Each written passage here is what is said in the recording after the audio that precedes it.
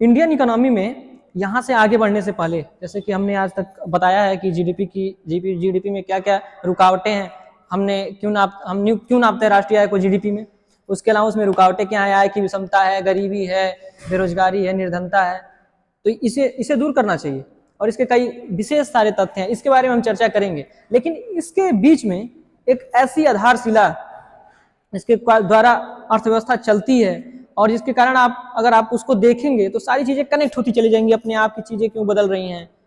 आपने देखा है ना, रसिया यूएसएसआर वगैरह है, तो वो क्या है, वो एक साम्यवादी है, और ऐसा क्यों है। और फिर जो कैपिटलिस्ट है, अमेरिका, ब्रिटेन, ये सब क्यों है, इसको जानना जरूरी है, ताकि इसके बाद गरीबी, निर्धनता, आय की विषमता, इन सारी चीजों को समझने में आसानी होगी और कनेक्ट करते चले आएंगे। संचालन के आधार पे, अकॉर्डिंग टू रेगुलेट, संचालन के आधार पे 3 प्रकार की अर्थव्यवस्थाएं मुख्य रूप से मानी गई। सबसे पहली है साम्यवादी, ऐसे मुख्य रूप से साम्यवादी, जिसे हम कम्युनलिज्म कहते हैं। उसके अलावा दूसरा है समाजवादी, सोशलिज्म। नंबर 3 है कैपिटलिज्म।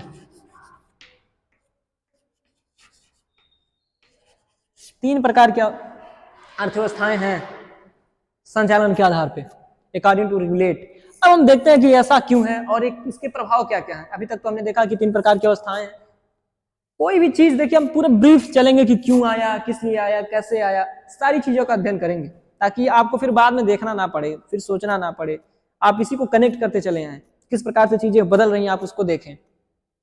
उसके लिए हम इन 3 चीजों का उपयोग करेंगे, और जिसकी हम शुरुआत करते हैं कम्युनलिज्म से।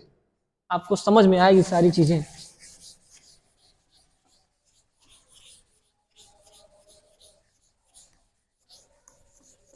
और तीनों का एक आधार है। कम्युनलिज्म क्या है, इसके अंदर हम 4 चीज देखेंगे, 4 चीज। सबसे पहला कम्युनलिज्म। कम्युनलिज्म क्या है, ये एक विशेष वर्ग का स्वामित्व मानता है कि अर्थव्यवस्था में एक विशेष वर्ग डोमिनेंट होना चाहिए, ठीक है। दूसरा है समाजवाद, ये मानता है सोशलिज्म, ये मानता है कि सरकार का स्वामित्व होना चाहिए, लोकतंत्र, जो सरकार, जो जनता है वो जिसको चुने, समाज जिसको चुने, उसके द्वारा पूरे जो आर्थिक कल्याण है, जो सारे नव परिवर्तन है या परिवर्तन जो भी चीजें हैं, सारी रिसोर्सेस हैं, उस पर अधिकार उसके प्रणेता का हो, जो प्रतिनिधि हो, स्टेट का हो। और तीसरा है कैपिटलिज्म, पूंजीवाद। कैपिटलिज्म, कैपिटलिज्म क्या है, पूंजीवाद, जिसके जो पूंजीपति हैं उनका अधिकार होना चाहिए, किस पे, अर्थव्यवस्था पे, ताकि जो आर्थिक शक्तियां जैसे उत्पादन, उपभोग, विनिमय, वितरण, जो आर्थिक अर्थव्यवस्था पे डोमिनेंसी का मतलब क्या है, जो अर्थव्यवस्था की 4 क्रियाएं हैं, हमने आपको बता दिया है, जो 4 क्रियाओं के माध्यम से अर्थव्यवस्था काम करता है, कंजम्पशन, प्रोडक्शन, एक्सचेंज, डिस्ट्रीब्यूशन, उपभोग, उत्पादन, विनिमय, वितरण, इसके माध्यम से जो अर्थव्यवस्था चलता है, उस पर अधिकार किसका होगा, उसी के अधिकार को हम संचालन के आधार पर देख रहे हैं। तो कम्युनलिज्म, साम्यवाद, हमने देखा समाजवाद, और फिर कैपिटलिज्म क्या है, जो पूंजीपति वर्ग है, जो अमीर वर्ग है, उन्हीं का अधिकार होना चाहिए, ये मानता है।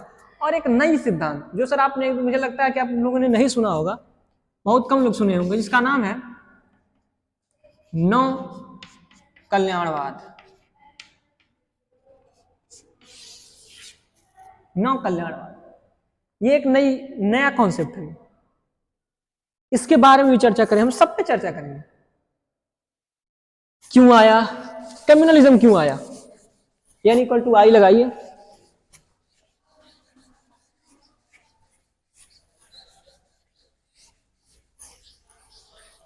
n इक्वल टू आई। और जो नई सिद्धांत हमने जो चौथा सिद्धांत दिया था, उसके बारे में एक बार ब्रीफ चर्चा करेंगे इसके बाद, क्योंकि इसी तीनों में अब हम इस वीडियो में कवर करेंगे। इसके बाद जो नई तकनीक, जो चौथा चीज है, नव कल्याणवाद है, या ऐसे ही नव कल्याणवाद की तरह से, हम इसके बारे में फिर पूरी ब्रीफ चर्चा करेंगे, क्यों आया, कौन लाया, किसके द्वारा आया, इस सारी चीजें हम इस पर चर्चा करेंगे अगली वीडियो में। तो सबसे पहले हम देख लेते हैं communalism. n equal to I, necessity is mother of invention. अब कम्युनलिज्म की शुरुआत होती है ग्रीक से। ग्रीक में क्यों होती है सर, मनुष्य अपनी परिस्थितियों के अलावा जो आसपास का वातावरण है उसी से संदर्भित होता है, उसी से घिरा हुआ होता है, उसी से प्रभावित होता है, उसी के अनुसार वो अपनी सारी चीजें देता है, सिद्धांत देता है। आपने देखा होगा भारत में भी दास वर्ग था उस समय, लगभग पता है कब की बात है, 450 BC की बात है, 440 BC के लगभग प्लेटो की बात करेंगे हम। प्लेटो ने, जो एक ग्रीक हिस्टोरियन थे, ग्रीक फिलोसफर थे, उन्होंने दिया था ये सिद्धांत कि उन्होंने कहा, देखिए कैसे कम्युनलिज्म की बात की, कहा कि एक वर्ग डोमिनेंट होना चाहिए। उन्होंने कहा था क्यों? क्योंकि कुछ वहां पे दो समुदाय थे, एक धनी वर्ग था जिसे हम फ्यूडल लॉर्ड्स बोलते हैं, और एक दूसरा जो था वो कामगार था, दास मजदूर थे जो काम करते थे उनके। तो दो वर्ग था। तो उन्होंने कहा कि किस प्रकार से राज होना चाहिए? दो प्रकार से राज होना चाहिए। उन्होंने कहा था एक होना चाहिए शिक्षित स्कॉलर और नॉन स्कॉलर। इन्होंने कहा कि अगर जो स्कॉलर लोग हैं, जो क्वालिफाई करते हैं, एग्जाम होता है, क्वालिफाई करते हैं, जो बुद्धिमान होते हैं, उनको डोमिनेंसी होना चाहिए, उनको स्टेट चलाना चाहिए, एक वर्ग को स्टेट चलाना चाहिए। ध्यान दीजिएगा, एक वर्ग को स्टेट चलाना चाहिए। कौन? जो बुद्धिजीवी हैं, जो एग्जाम में क्वालिफाई करते हैं, उनको स्टेट चलाना चाहिए, ब्यूरोक्रेसी संभालना चाहिए, राजशाही संभालना चाहिए। और जो दूसरा वर्ग है, जो नॉन क्वालिफाई है, वो क्या करेगा? वो सैनिक का काम करेगा। तो दो वर्ग का विभाजन यहीं से हुआ। तो दो वर्ग होगा, तो एक वर्ग स्कूल चलाए, मतलब स्कॉलर है, वो शासन चलाएगा, और एक वर्ग सैनिक रहेगा उसका। तो इसी तरीके से वर्ग के कारण सारी चीजें होंगी और अर्थव्यवस्था चलनी चाहिए, जिससे समाज में क्या हो? समन्वय हो। अर्थव्यवस्था इनके अनुसार इसी तरह से होनी चाहिए। लेकिन बाद में इनके बाद में इनके शिष्य आए, और इनके शिष्य ने कहा, अरस्तु, उन्होंने कहा, वो लगभग देखिए 422 में उनकी डेथ, 322 वगैरह में उनकी डेथ हो गई थी। तो उसके बीच में वो आए थे, उसके पहले उन्होंने सिद्धांत दिया था। देखिए, क्योंकि वहां से देखिए सिकंदर, जो अरस्तु है उसका शिष्य कौन है? अरस्तु, उसका शिष्य है सिकंदर, अलेक्जेंडर निकेटर। वो क्या करता है? वो निकलता है वहां से, ग्रीक से, और कहाँ आता है? 323 में। आपने देखा होगा कि उसने पुरंदर को हराया हाइडेस्फीज के युद्ध में। तो इसके बारे में हम चर्चा करेंगे, लेकिन अरस्तु के बारे में हम देख लेते हैं। उन्होंने क्या कहा? उन्होंने क्रिटिसाइज किया कि नहीं भैया, इससे हो ही नहीं सकता है। क्यों नहीं हो सकता है? उन्होंने 4 तर्क दिए। उन्होंने कहा है कि ऐसे समाज में अगर कम्युनिस्ट अगर होगा, तो समाज में जो व्यक्ति हैं वो अपना उतना लोड नहीं लेंगे, क्योंकि देखिए कोई भी चीज होगा तो समाज के लिए होगा, तो अपना कोई काम वो नहीं करना चाहेंगे। कोई भी चीज वो चाहेंगे कि सभी लोग जब करेंगे तो करेंगे, नहीं तो नहीं करेंगे। इस तरीके से सब लापरवाही होगी, देश का विकास नहीं होगा, बहुत सारी चीजें दिक्कतें होंगी, क्योंकि सब कोई अकेले अपनी जिम्मेदारी नहीं लेगा। इसीलिए we consider that about that. तो उसके बाद साम्यवादी आया। साम्यवाद में उसके बाद जो है साम्यवाद का विरोध हुआ अरस्तु के द्वारा। उन्होंने क्या कहा कि प्राइवेट चीजों को रखना चाहिए, जो व्यक्ति है उसको अधिकार होना चाहिए कि प्राइवेट हो, और उसके लिए उन्होंने कुछ दिया। सबसे पहले दिया, उन्होंने कहा कि प्राइवेट प्रॉपर्टी से क्या होगा? प्रोग्रेस होगा। प्राइवेट प्रॉपर्टी से प्रोग्रेस होगा, क्योंकि लोग जब अगर अपना पैसा, मान लीजिए आप ही के पास है तो 500 रुपया है, तो आप 1000 रुपया कमाना चाहेंगे। अगर आपके पास रहेगा तो आप जिम्मेदारी से उसको खर्च करना चाहेंगे, तो प्रोग्रेस होगा। दूसरा, ग्रोथ होगा। ग्रोथ, देश का जब एक व्यक्ति जब प्रोग्रेस होगा तो ग्रोथ भी होगा। उसके बाद होगा फिलांट्रफी। फिलांट्रफी मतलब उदारवादी, कि अगर मान लीजिए हमारे पास बहुत पैसा है तो हम हेल्प भी करेंगे, मदद भी करेंगे दूसरे व्यक्ति का। इन सारी चीजों को, इन सारे तर्कों को देके जो सुकरात है, माफ करिए, जो अरस्तु हैं, वो क्या करते हैं? उन अपने गुरु प्लेटो के विचारों का खंडन करते हैं, और वो क्या करते हैं? प्राइवेट जो संपदा है उस पे जोड़ देते हैं। तो यहीं पे इसका जो है विरोध होता है और इसका खंडन होता है। हालांकि बाद में देखिए चाइना में वही सारी चीजें, कम्युनलिज्म है। मार्क्स ने इसको दिया था। देखिए जो इन्होंने दिया था प्लेटो ने, उसको मार्क्स ने उसको प्रचारित किया। ध्यान से देखिए, जो कम्युनलिज्म है इसको बहुत ही ध्यान से आपको देखना होगा। प्लेटो ने तो दिया था, मार्क्स ने इसको प्रसारित किया, इसको थ्योरीज के रूप में मतलब दिया, प्रचार किया। 1948 कम्युनिस्ट मैनिफेस्टो उन्होंने दिया था मार्क्स ने, लेकिन इसको जो वास्तविक रूप में लाया, सिद्धांत के रूप में लागू किया, किसने किया? लेनिन ने। 1917।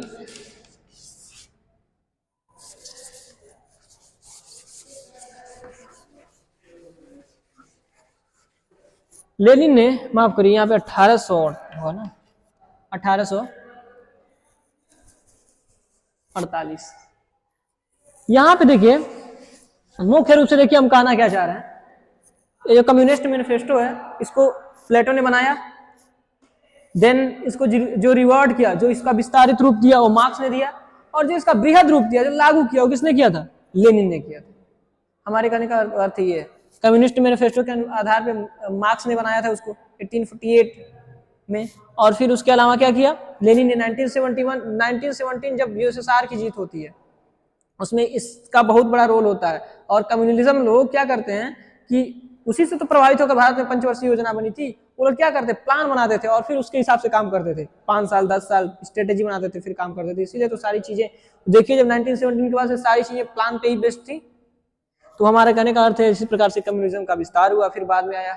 अब इसके बाद क्या होता है देखिएगा, एक बहुत बड़ी चुनौती और एक बहुत बड़ा स्टैंडर्ड होता है, एक बहुत बड़ा चेंज होता है कि यूरोप में क्या होता है, यूरोप में सारी चीजें देखिए जिसके पास पैसा था वो राज कर रहा था। उसके पहले तो वर्ग संघर्ष था, बाद में क्या हुआ कि पैसे की महत्ता बढ़ी। क्यों बढ़ी पैसे की महत्ता, भैया बढ़ी क्यों, इसलिए बढ़ी कि वहाँ की जियोग्राफिकल कंडीशन ऐसी है कि वहाँ पे देखिए ठंडा हर समय रहता है, हर मौसम में। और जब सूर्य, दिसंबर की बात है, दिसंबर के पहले तक सितंबर, जब वहां से ट्रॉपिकल रीजन से जब नीचे आता है मकर रेखा, कर्क रेखा फिर मकर रेखा, जब नीचे आता है ट्रॉपिकल रीजन से, तो वहां पे पता है क्या होता है, वहां पे और ठंडा होता है, ध्रुवीय क्षेत्रों में और ठंडा हो जाता है, उस तरफ उत्तर की तरफ। जब और ठंडा हो जाता है तो उन्हें क्या चाहिए, मसाले चाहिए, उन्हें क्या चाहिए, कंबल चाहिए, रेशमी वस्त्र चाहिए। तो किससे मिलेगा, पैसे से मिलेगा।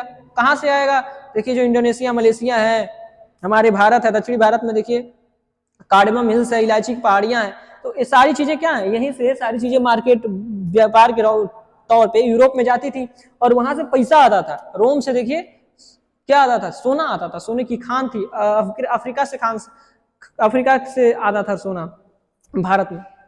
क्यों आता था, क्योंकि उनकी आवश्यकता थी। वहां पे देखिए पूरे यूरोप में आवश्यकता थी व्यापार की। जब व्यापार की आवश्यकता होगी तो उसमें सबसे ज्यादा इंपॉर्टेंस पता है किसका रहेगा, व्यापार की आवश्यकता होगी तो सबसे ज्यादा इंपॉर्टेंस उसमें रहेगा पूंजी की, पैसे की।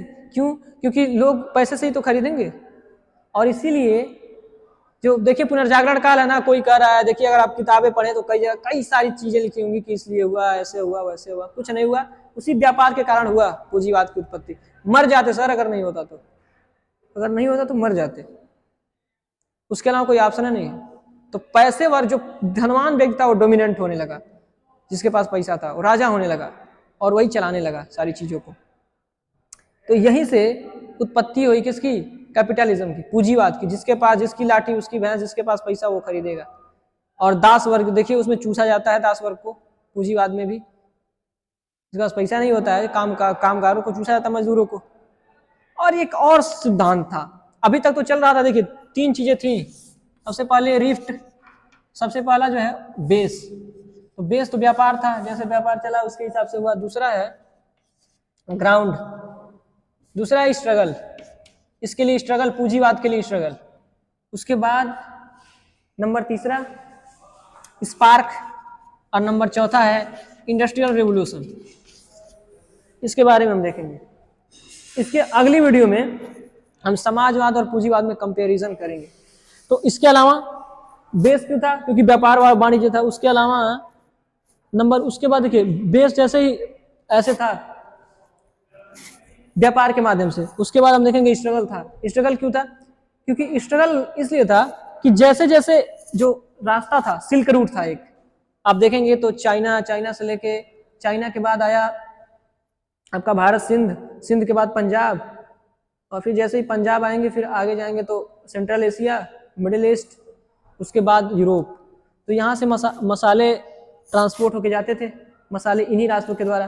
तो बात क्या हुई कि जो सेंट्रल एशियाई थे, जो मध्य एशियाई थे, वो मसालों का जो रास्ता था, बेल्ट था, वहाँ पे बहुत ज्यादा पैसा था, तो वहाँ पे लूट मार करते थे। तो जैसे ही रास्ता ब्लॉक हुआ, इस्तांबुल पे जब इस्लाम का जब जन्म हुआ, देखिए इस्लाम जब जन्मा और फिर जब आगे उन्होंने डोमिनेंस करना शुरू की, राइज करना शुरू किया, तो इस्तांबुल पे कब्जा कर लिया। इस्तांबुल मतलब टर्की का एक बहुत बड़ा शहर है जो उसको यूरोप से जोड़ता है, यूरोप को और एशिया को जोड़ता है।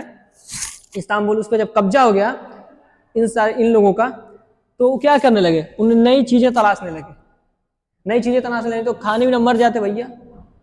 और इन्होंने कहा था भैया इस्लाम कबूल करो, और इस्लाम में सुअर नहीं खाना वगैरह, पिग नहीं आप खा सकते, आप दारू नहीं पी सकते। लेकिन वहां के लिए जरूरी है, दारू अगर नहीं पियेंगे तो मर जाएंगे, अगर शराब नहीं पियेंगे तो वहां के लिए लिकर वहां पे बहुत जरूरी है, वैसे आम लोगों के लिए। तो वैसे भी मरेंगे, अगर अपनाएंगे इस्लाम तो वो सब पी के मर जाएंगे, और नहीं पियेंगे तो और बहुत सारी चीजें हैं, इसी कारण मर जाएंगे। और अगर वैसे अगर नहीं अपनाते हैं तो ही मरेंगे। तो उन्होंने क्या किया, ऐसी स्थिति में नई रास्ता खोजा, और उन्होंने रास्तों की खोज करना शुरू किया। जैसे वास्को डी गामा आया भारत, क्यों आया, इन्हीं सारी चीजों के कारण आया। और इसी को एज ऑफ रेनाइसांस कहते हैं कि वहाँ पे उनकी जागृति हुई, और फिर वहाँ से वास्को डी गामा भारत आया, कोलंबस आया ऑस्ट्रेलिया, इसीलिए सारे रास्तों की खोज हुई। बिना पीटे बहुत कम लोगों को, बहुत कम ऐसे लोग होते हैं जिन्हें बिना पीटे उनकी आँख खुलती है। वैसे नहीं खुला है, पीटे थे, इसके लिए आए, चारों तरफ आए तो क्या दिया, व्यापार, ट्रेड एंड कॉमर्स, एक न्यू डेवलपमेंट ऑफ इस्लाम, इस्लाम के कारण, ठीक है, रिवोल्यूशन ऑफ इस्लाम के कारण स्ट्रगल हुआ। स्पार्क कहाँ हुआ, जब इन्होंने नई सारी चीजें पाली, जैसे मान लीजिए नई जगह पाली, अफ्रीका पा लिया, अफ्रीका में देखा, फिर उसके बाद आपने देखा अमेरिका को खोज लिया, भारत को खोज लिया, तो नई जो चीजें मिली, जो नए प्लेस मिले, न्यू प्लेस क्या किया, इनकी स्पार्क का काम किया, और यहीं से led to industrial revolution. Industrial revolution हुआ और यहीं से कैपिटलिज्म का एक डोमिनेंसी हुआ। और सर आपको पता है कि अभी तक उसकी जो है सारी चीजें, उसका प्रभाव अभी तक देखने को मिलता है। और इंडस्ट्रियल रिवोल्यूशन इसीलिए हुआ, कहाँ हुआ, इंग्लैंड में। क्यों हुआ, क्योंकि सबसे ज्यादा विशेष आवश्यकता इसीलिए वहीं पे थी, उसी वर्ग के जगह पे थी, इंग्लैंड, पुर्तगाल, डच, हॉलैंड वगैरह इन्हीं जगह पे थी। और इसीलिए इंडस्ट्रियल रिवोल्यूशन 1715 के आसपास है इंडस्ट्रियल रिवोल्यूशन, और इसीलिए इंडस्ट्रियल रिवोल्यूशन हुआ। और फिर इन्होंने क्या किया, कच्चा माल ले जाके अपने वहाँ रिफॉर्म किया, अपने वहाँ बनाया, इंडस्ट्री लगाया, लोगों को काम दिया, क्योंकि उन्हें पता था कि जहाँ पूंजी है वही सब है। तो उन्होंने काम दिया, अपने आप को समृद्ध बनाया, और आज पूरी दुनिया पे डोमिनेट कर रहे हैं। आप देखिए आज इतने छोटा सा देश इंग्लैंड पूरे सभी को तबाह कर दिया था, इसी के कारण, इंडस्ट्रियल रिवोल्यूशन के कारण। और इसके बाद क्या हुआ, इसके अलावा हम इसके बाद कल चर्चा करेंगे, अगली वीडियो में चर्चा करेंगे कि इंडस्ट्रियल रिवोल्यूशन का मतलब क्या, और दूसरी चीज कि सोशलिज्म क्या है, और फिर नव कल्याणवादी। आज के लिए बस इतना ही।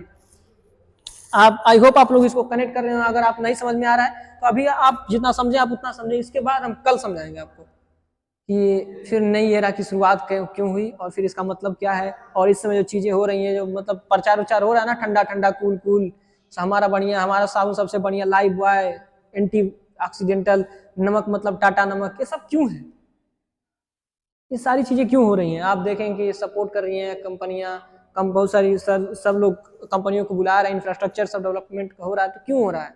यहाँ पे सारी चीजें, जैसे मान लीजिए नए नए ब्रांड की चीजें आ रही हैं, नई कंपनियां, फोन, नए नए फोन लॉन्च हो रहे हैं, एप्पल 1, एप्पल 2, क्यों हो रही हैं, ये सारी चीजें हम देखेंगे, और इसका प्रभाव हम भारत पे देखेंगे। अगली वीडियो में हम इस पर चर्चा करेंगे। आज के लिए बस इतना। आई होप आप लोग इसको कनेक्ट कर रहे हैं, समझ रहे हैं। और हम अभी इसमें बहुत सारी चीजें हैं, लेकिन हमको विशेष करके केवल इकोनॉमिक्स के ही रिलेट करना है अभी, तो हम केवल इकोनॉमिक्स को ही रिलेट करके चलेंगे। आज के लिए बस इतना ही। आई होप आप लोगों को मजा आया होगा। अगर मजा आया तो आप सपोर्ट करें, अगर आपको अच्छा लगे तो सपोर्ट करें, क्योंकि आज के लिए बस इतना ही। धन्यवाद।